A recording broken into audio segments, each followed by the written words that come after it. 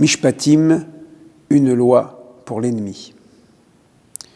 Mishpatim, la législation sociale d'Israël. Avant le don de la terre, le don de la loi. Pas de vie ensemble sans la loi du vivre ensemble. Hier au Sinaï, les 10 paroles. Aujourd'hui, Mishpatim offre la jurisprudence. Au Sinaï, la théophanie flamboyante, Mishpatim, la législation silencieuse. Au Sinaï, Dieu parle aux hommes par sa voix. Dans Mishpatim, Dieu parle aux hommes par son texte. La Torah orale précède la Torah écrite, l'esprit précède la lettre, le détail éclaire le principe. La vie quotidienne, l'espace de la rencontre permanente avec la transcendance, sans éclair, sans tonnerre, sans le son du chauffard, juste les lumières de la ville et les klaxons des voitures. Dieu, entre l'ordinateur et les transports en commun, assis dans ta maison, en allant sur le chemin, en te couchant, en te levant. Au temps de ta prière, il est là. Au temps de tes affaires, il est encore là. Au temps de tes victoires, il est là. Au temps de tes nuits, il souffre avec toi. Si je monte au ciel, tu es là, chante le psalmiste. Si je descends aux enfers, te voici encore. Pas de quantité négligeable dans le monde créé, pas de sot métier, pas de chair qui ne porte dans sa plus profonde sensualité le souffle d'Élohim planant sur la surface des eaux. Au cœur de cette législation révélée, le fidèle entendra, entre autres, ce verset catégorique. Si tu rencontres le bœuf de ton ennemi ou son âne égaré, tu le lui ramèneras.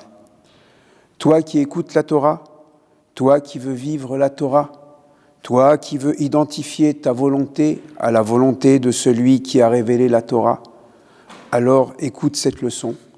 Ramène le bœuf ou l'âne à son propriétaire, fût-il ton ennemi, fût-il ton oyev. Celui ou celle qui vit de la Torah peuvent donc avoir des ennemis? Oui. Soit parce que l'autre ne t'accepte pas pour ce que tu es, soit parce que toi, tu ne l'acceptes pas tel qu'il est. L'ennemi, le oyev, est toujours trop différent de soi-même. Des frères ennemis, des voisins ennemis, des collègues ennemis, des belles-sœurs ennemies. Liste non exhaustive, bien sûr. Depuis Caïn et Abel, l'ennemi porte nos haines, nos failles, nos manquements. L'ennemi sera toujours notre bouc émissaire, notre serviteur souffrant, notre souffre-douleur pour porter nos propres lâchetés, nos propres insuffisances.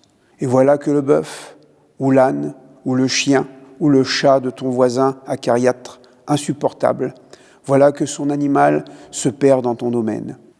À ta réjouissance obscène, à ton rire barbare de vainqueur, à ton désir de vengeance, la Torah d'amour, la Torah de paix te demande, tu le lui ramèneras. Tu veux vivre de la Torah? Alors avale ta haine, digère-la, cette nourriture non cachère qui te pollue l'âme et le cœur, et va humblement frapper à la porte de cet ennemi d'hier et d'avant-hier. Et avec le sourire de l'amitié, rends-lui son bien, son animal, son outil de travail. Rends-lui sa force de production, rends-lui le bien pour le mal. Ce que Caïn n'avait pas réussi à entendre de Dieu, qui lui demandait de s'élever, accomplis-le toi.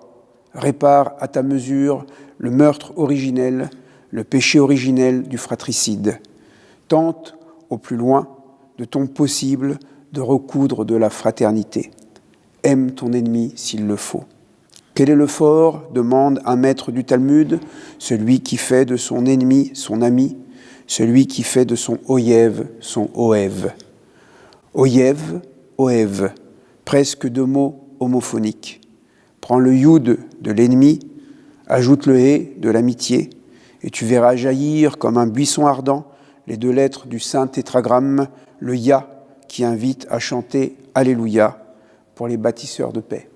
Shabbat Shalom.